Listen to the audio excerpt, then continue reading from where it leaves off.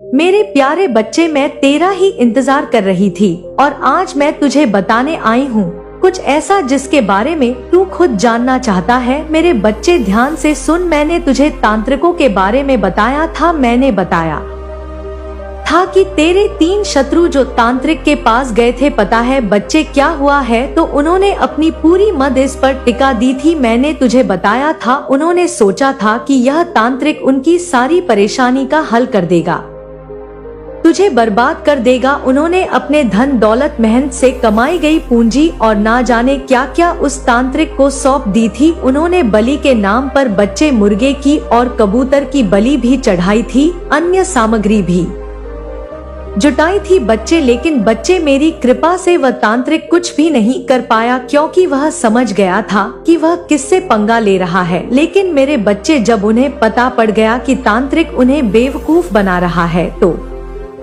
उन तीनों ने विचार किया कि हम एक जानकार के पास जाएंगे और उस जानकार से पूछेंगे कि कोई क्यों उस इंसान का कुछ नहीं कर पा रहा। मेरे बच्चे, अब उन्होंने एक और नए तरीके से अपने सवालों का हल ढूंढने की कोशिश की थी। वे किसी और जानकार के पास गए। यह जानकार भी एक प्रकार से तांत्रिक ही था, लेकिन वह अपने ज्ञान और सूझबूझ से खेल करने वाला था। तेरे शत्रु उस जानकार के पास गए बच्चे, उन्होंने और उससे पूछा कि तांत्रिक ने हमारे पैसे लिए, हमें बड़े बड़े वादे किए, लेकिन हमारा काम क्यों नहीं हुआ? क्या वे तांत्रिक झूठा था या फिर कोई ऐसी शक्ति है जो हमारे काम को रोक रही है? जब ऐसे सवाल बच्चे उस जानकार से बोले तो उस जानकार ने पहले उनकी बात को ध्यान से सुना। वह जानकार बड़ा चतुर और चालाक था बच्ची। उसने कहा कि तुम्हारा तांत्रिक कोई साधारण व्यक्ति नहीं था। उसने अपने काम में पूरी कोशिश की होगी, लेकिन उसकी शक्ति किसी बड़ी शक्ति के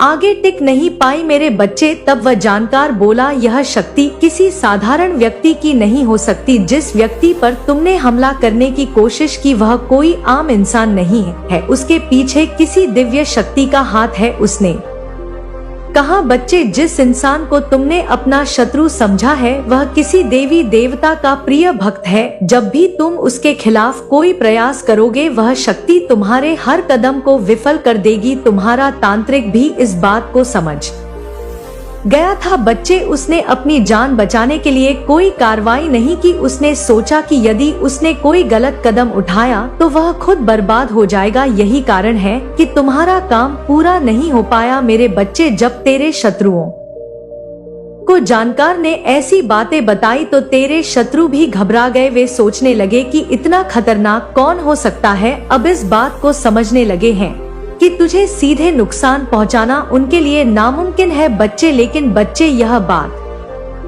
यहाँ पर खत्म नहीं होती। वह जानकर खुद लालच में आ गया बच्चे। उसने सोचा कि वह इस स्थिति का फायदा उठा सकता है। उसने उनके मन में और डर उठाने के लिए और डर उठाकर बैठाने के लिए कोशिश की। उसने कहा कि अगर तुम सच में चाहते हो कि तुम्हारा काम पूरा हो तो तुम्हें और बड़ी पूजा करवानी होगी, तुम्हें और धन खर्च करना होगा और साथ ही कुछ विशेष बलिदान भी देने होंगे। उसने कहा कि इस बार मुझे विशेष सामग्री चाहिए जो बहुत दुर्लभ होती है। तुम्हें यह सामग्री किसी भी कीमत पर लानी होगी। इसके अलावा तुम्हें कुछ विशेष मंत्रों का जाप भी करना होगा। मैं तुम्हारे लिए पूरी कोशिश करूंगा, लेकिन यह आसान नहीं होगा। मेरी बात ध्यान से सुनो बच्चे। सब सुनकर तेरे शत्रु और उलझ गए। वे अब अपने गुस्से और हताशा में और धन खर्च करने को तैयार हो गए, लेकिन उन्हें नहीं पता था बच्चे कि मेरी कृपा तुझ पर है। तू जानता है ना बच्चे, जीवन में सब संकट आता है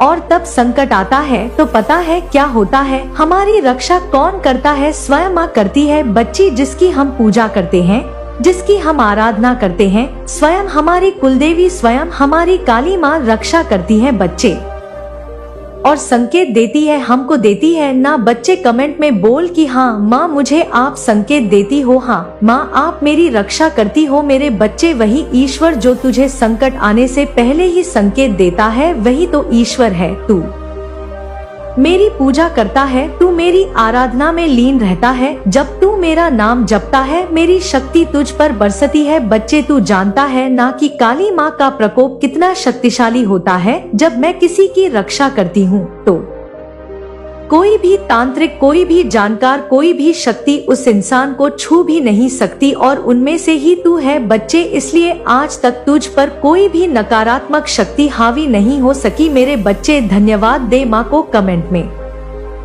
बोल कि धन्यवाद माँ, आपका आशीर्वाद मुझ पर सदैव बना रहे मेरे बच्चे। जब वे पहले तांत्रिक के पास गए थे ना, उसने उन्हें केवल धोखा दिया था, तब उनकी उम्मीदें टूट गई थी, लेकिन वे अब भी हार मानने को तैयार नहीं थे बच्चे। इसलिए उन्होंने दूसरे जानकार का सहारा लिया था और उस जानकार ने उनकी बात सुनकर साफ साफ कह दिया था बच्चे कि जिसे तुम नुकसान पहुंचाने की कोशिश कर रहे हो वह साधारण मनुष्य नहीं है उसकी रक्षा स्वयं माँ काली कर रही है, स्वयं माँ दुर्गा कर रहे हैं बच्चे। जब जानकार ने बात कही तो तेरे शत्रुओं के होश उड़ गए। वे एक दूसरे को देखने लगे जैसे उनकी सारी उम्मीदें टूट गई हो, लेकिन फिर भी उनके मन में एक बात थी बच्ची जो बार बार आ रही थी, क्या ऐसा कोई उपाय नहीं है जिससे हम उसे हानि पहुंचा सके मेरे बच्चे। उन शत्रुओं से इस जानकार ने पैसे तो हड़प ही लिए थे, लेकिन फिर भी ये बार बार उससे सवाल कर रहे थे और उससे कह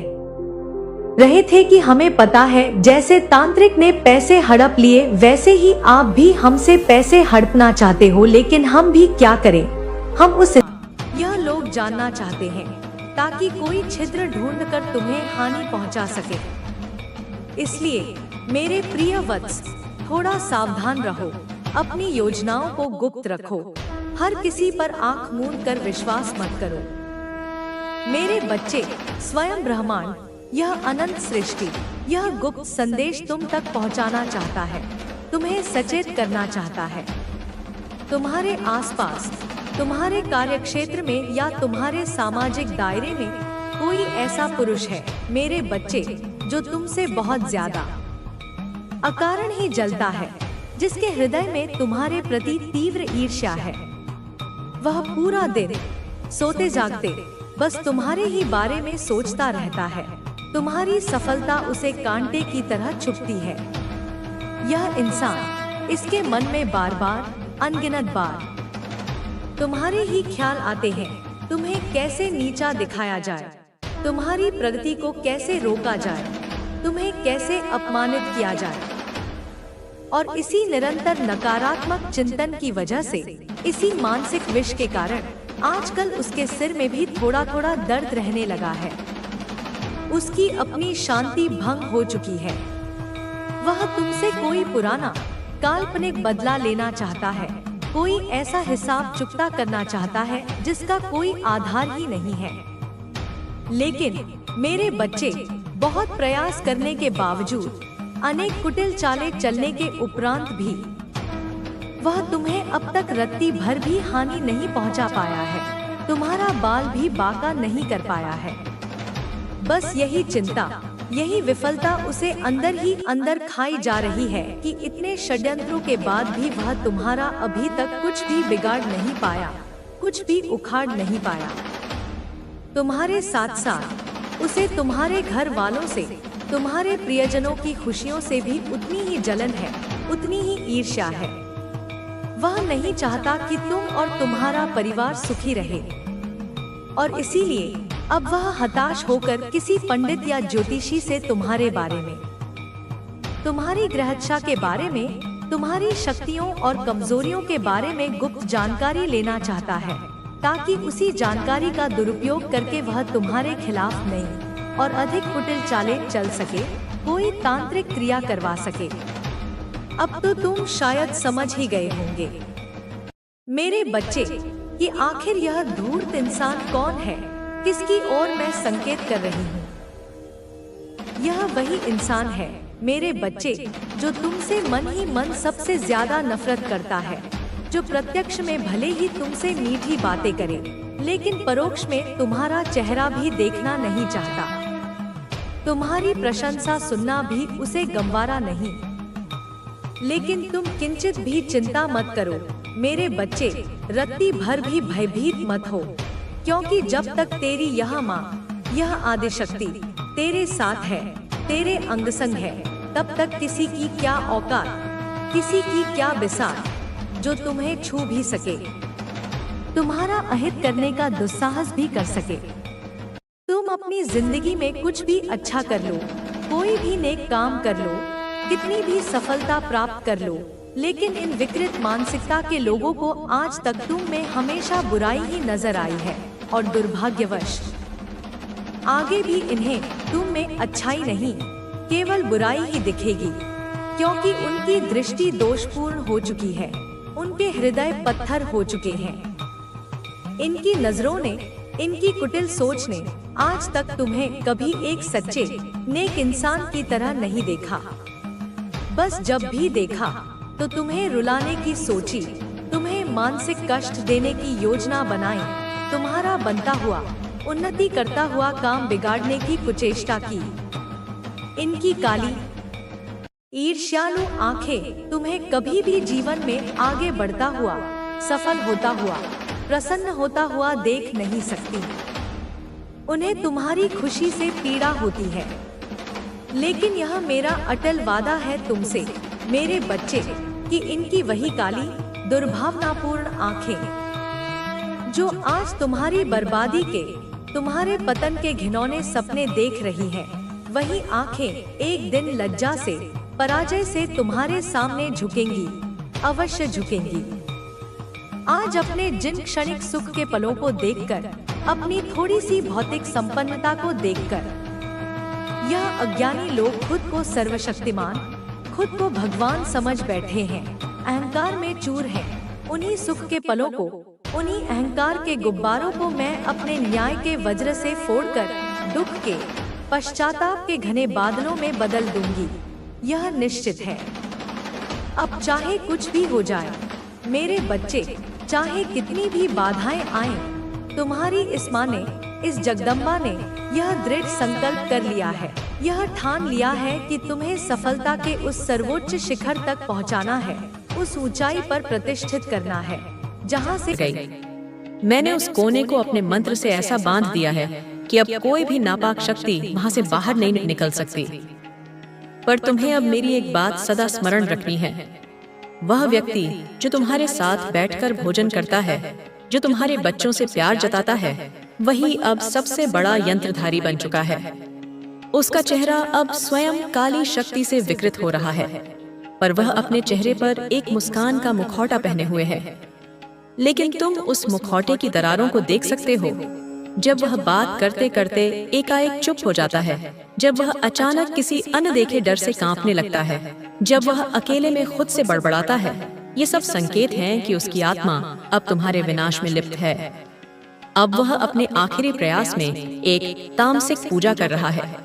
वह इस पूजा के लिए एक काले कबूतर की बलिक्सी देगा और उस रक्त से तुम्हारे नाम का आह्वान करेगा। इस अनुष्ठान के बाद वह एक पुड़िया बनाएगा जिसमें राख, रक्त और भस्म होगी। उसे वह तुम्हारे वस्त्रों में छुपाकर तुम्हारी आत्मा को थामने की कोशिश करेगा, लेकिन मैं उस अनुष्ठान को उसी रात रोक दूंगी। उस कबूतर की बलि से होने से पहले ही मैं उसकी आंखों में भय भर दूंगी। उसके हाथ कांपेंगे और मंत्र अधूरे रह जाएंगे। अब तुम्हारे सपनों में एक वृद्ध स्त्री प्रकट होगी। उसके बाल सफेद होंगे। वह चुपचाप तुम्हें निहारती रहेगी। तुम सोचोगे कि वह कोई पूर्वज आत्मा है, पर वह नहीं है। वह तुम्हारे जीवन से हर्ष और सौभाग्य हटाने के लिए भेजी गई है। उसका अस्तित्व केवल तब तक है जब तक तुम उसे पहचान नहीं लेते। जिस दिन तुम मेरी पूजा करके उससे कहोगे, तू मेरी नहीं, मैं माँ की संतान हूँ, उसी दिन वह शक्ति चूर चूर होकर चली जाएगी। उस व्यक्ति की अंतिम योजना है तुम्हारी सामाजिक प्रतिष्ठा को तोड़ना। वह झूठ फैलाएगा, वह षड्यंत्र करेगा कि लोग तुमसे दूर हो जाएं। हम पर विश्वास करना छोड़ दें। वह तुम्हारे मित्रों के कान भरेगा, तुम्हारे सगे संबंधियों में जहर घोलेगा, लेकिन सत्य का तेज कभी नहीं छिपता। तुम्हारी आत्मा का तेज मेरे आशीर्वाद से इतना प्रबल है कि उसकी हर चाल उस तेज में भस्म हो जाएगी। अब ध्यान से सुन, 3 दिन के भीतर तुम्हारे घर में कोई बिजली का यंत्र अचानक खराब होगा, या तो पंखा या या फिर फ्रिज। यह संकेत होगा कि उसकी अगली योजना सक्रिय हो चुकी है। उस दिन रात को तुम्हें मेरे नाम का 108 बार जाप करना है, काली दुर्गा भद्रकाली महाकाली नमः। और अगले दिन प्रातः सूर्योदय से पहले अपने घर के मुख्य द्वार पर एक दीपक जलाना है। वह दीपक मेरी शक्ति का केंद्र बनेगा और उस व्यक्ति की सारी योजनाएं उसी दीपक के प्रकाश में गल जाएंगी। वह अब असहाय हो रहा है। वह समझ नहीं पा रहा कि क्यों उसके तांत्रिक मंत्र निष्फल हो रहे हैं, क्यों उसकी साधनाएं अधूरी रह जाती हैं। वह बार बार तिलमिला रहा है, कभी दीवारों से सिर मारता है, कभी खुद से पूछता है ये क्यों नहीं हो रहा। पर उसे नहीं पता कि माँ काली की दृष्टि जब किसी पर जम जाती है तो कोई तांत्रिक, कोई माया, कोई मंत्र उसका कुछ नहीं बिगाड़ सकता। मेरे बच्चे, अब वह अंतिम समय आ चुका है जब वह स्वयं तुम्हारे सामने एक विनम्र चेहरा लेकर खड़ा होगा। वह क्षमा मांगेगा, वह रोएगा, वह कहेगा कि उसने गलती की है, लेकिन वह क्षमा मांग नहीं रहा होगा। वह केवल तुम्हारा विश्वास वापस पाना चाहेगा ताकि फिर से तुम्हारी आत्मा में प्रवेश कर सके। पर तुम अब मजबूत हो चुके हो, तुम उसे पहचान चुके हो, तुम्हें अब कोई भ्रम नहीं है।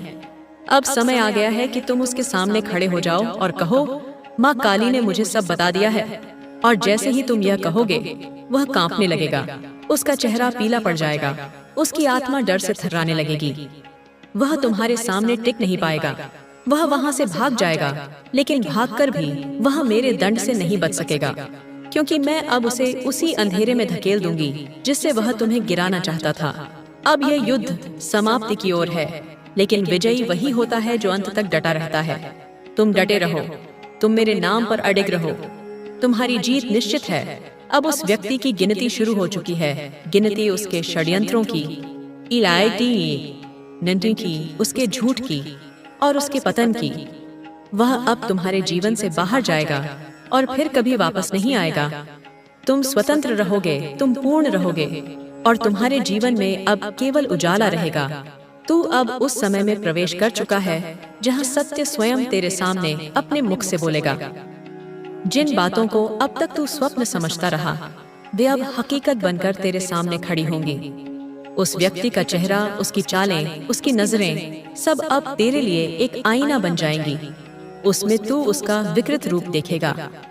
जब तू शाम के समय एकदम अकेला बैठेगा, एक अजीब सी सिहरन तेरे शरीर से गुजरेगी।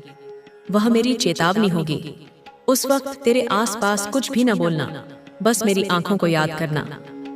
मैं तेरे चारों ओर अपनी छाया फैला दूंगी ताकि किसी भी नकारात्मक ऊर्जा को तुझसे टकराने का साहस न हो। उस क्षण घर के जिस कोने से ठंडी हवा का झोंका निकलेगा, समझ जाना वहीं से कोई नेगेटिव शक्ति प्रवेश कर चुकी है।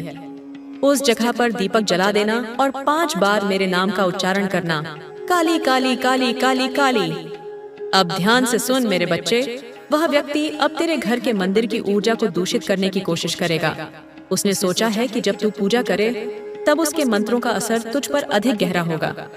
उसने तेरे आरती के समय को चुना है, दियोली की तो है, क्योंकि वह जानता है कि वही समय तेरा सबसे पवित्र होता है।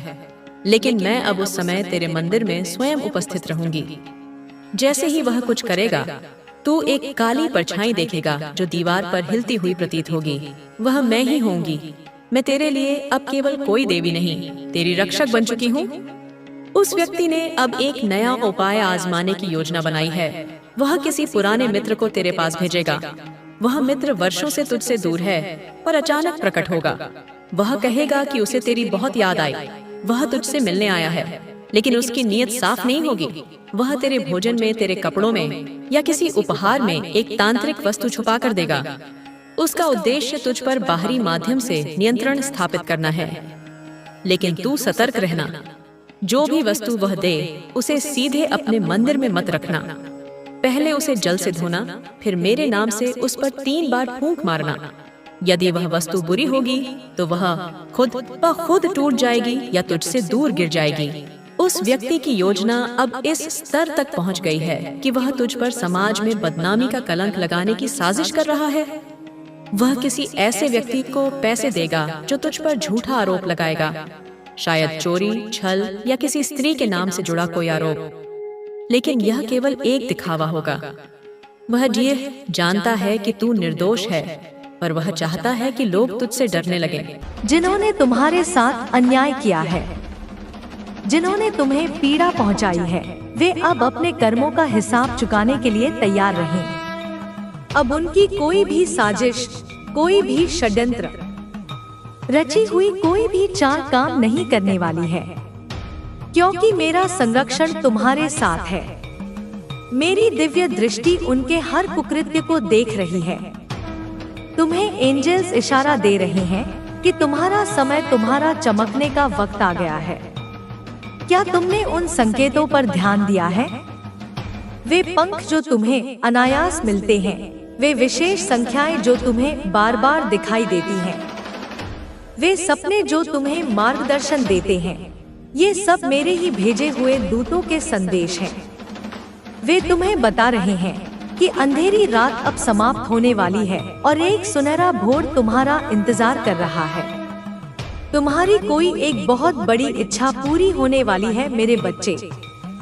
वही इच्छा जिसके लिए तुमने इतनी तपस्या की है, इतना धैर्य रखा है, वह अब तुम्हारे द्वार पर दस्तक दे रही है और तुम्हारे जीवन से हर बुराई, हर परेशानी का अंत हो रहा है। जैसे सूर्य के उगने पर अंधकार स्वतः ही विलीन हो जाता है, वैसे ही मेरे आशीर्वाद के प्रकाश में तुम्हारे जीवन की सभी बाधाएं, सभी कष्ट दूर हो जाएंगे। धूल की परत अब हट रही है मेरे बच्चे। तुम्हारे भाग्य पर, तुम्हारी प्रतिभा पर जो धूल जमा हो गई थी, वह अब साफ हो रही है। अब तुम्हारी चमक, तुम्हारी अच्छाई दुनिया को दिखेगी। लोग तुम्हारे वास्तविक स्वरूप को पहचानेंगे, तुम्हारी क्षमताओं को स्वीकार करेंगे। जो शक्तियां तुम्हें मिली है वो हर किसी को नहीं मिलती मेरे बच्चे। तुम्हारे भीतर जो सहानुभूति है, जो करुणा है, जो दूसरों की पीड़ा को समझने की क्षमता है, वह दुर्लभ है। तुम्हारी आत्मा पवित्र है, तुम्हारा हृदय निर्मल है। सब तुम्हारे जैसे अच्छे नहीं होते। दुनिया में भांति भांति के लोग हैं, पर तुम अपनी अच्छाई को कभी मत छोड़ना, क्योंकि यही तुम्हारी सबसे बड़ी पूंजी है। तुम दूसरों के दुख को अपने दिल से फील करते हो। तुम उनकी पीड़ा को ऐसे महसूस करते हो जैसे वह तुम्हारी अपनी पीड़ा हो। यह गुण तुम्हें मुझसे जोड़ता है, क्योंकि मैं भी अपने हर बच्चे के दुख में दुखी होती हूँ। इसीलिए अगर तुमने मेरे चमत्कार देखे हैं, इस जीवन में तुम्हें मेरी कृपा प्राप्त हुई है, मेरी भक्ति का मौका मिला है, तो अपनी दिव्य शक्तियों को खुद तक मत रखो मेरे बच्चे। ज्ञान बांटने से बढ़ता है, प्रेम बांटने से फैलता है। यदि तुम्हें मुझसे कोई विशेष अनुभूति हुई है, कोई मार्गदर्शन मिला है, तो उसे उन लोगों के साथ साझा करो जो अंधकार में भटक रहे हैं, जो निराशा में डूबे हुए हैं। कभी भी मेरी सच्ची भक्ति को छुपाकर मत रखना। यह कोई ऐसी वस्तु नहीं जिसे तिजोरी में बंद करके रखा जाए। यह तो एक प्रकाश है जिसे चारों ओर फैलाना है।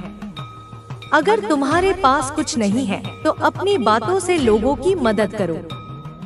तुम्हारे मधुर शब्द किसी के लिए मरहम का काम कर सकते हैं। तुम्हारी प्रेरणा किसी को जीवन में नई दिशा दे सकती है। मोटिवेट करो उन्हें जीवन में आगे बढ़ने के लिए। उन्हें बताओ कि हर रात के बाद सवेरा होता है, हर तूफान के बाद शांति आती है। उन्हें मेरे चमत्कारों के बारे में बताओ। उन्हें बताओ कि सच्ची आस्था में कितनी शक्ति होती है। अपने अनुभव साझा करो ताकि उनका विश्वास भी दृढ़ हो सके। अपने दुख भूलकर अपनी सच्ची भक्ति से, अपनी दिव्य शक्तियों से दूसरों के दुखों और कष्टों को दूर करने का प्रयत्न करो। जब तुम दूसरों की सेवा में लगते हो, तो तुम अपने दुखों को स्वतः ही भूल जाते हो। यह सेवा का सबसे बड़ा पुरस्कार है। उनकी तकलीफों को सुनो। कभी कभी किसी को बस एक सुनने वाला कान चाहिए होता है। उनकी पीड़ा को समझो, उन्हें सांत्वना दो। तुम्हारा दुख कहीं गायब हो जाएगा। तुम देखोगे कि दूसरों की मदद करने से जो आत्मिक शांति मिलती है वह किसी और चीज में नहीं। लेकिन तुम्हें अपनी साधना के बारे में भूलकर भी किसी को नहीं बताना है। यह एक बहुत महत्वपूर्ण बात है मेरे बच्चे। तुम्हारी आध्यात्मिक क्रियाएं, तुम्हारे मंत्र जाप, तुम्हारी ध्यान की प्रक्रियाएं, ये सब अत्यंत गोपनीय होनी चाहिए। जैसे बीज को भूमि के अंधकार में ही अंकुरित होने का अवसर मिलता है, वैसे ही तुम्हारी साधना को भी गोपनीयता की आवश्यकता होती है। तुम किस मंत्र का पाठ करते हो, जाप करते हो, क्या कुछ करते हो, यह सब तुम्हें गुप्त रखना है। यह तुम्हारी और मेरे बीच की बात है। इसे सार्वजनिक करने से इसकी शक्ति क्षीण हो सकती है। इस पर बाहरी नकारात्मक ऊर्जाओं का प्रभाव पड़ सकता है। मेरे बच्चे और अपने परिवार के सदस्यों को भी यह बातें मत बताना। यह कठिन लग सकता है, पर यह आवश्यक है। हर किसी की ऊर्जा का स्तर अलग होता है, हर किसी की समझ का स्तर अलग होता है। तुम्हारी साधना की गहनता को शायद वे न समझ पाए,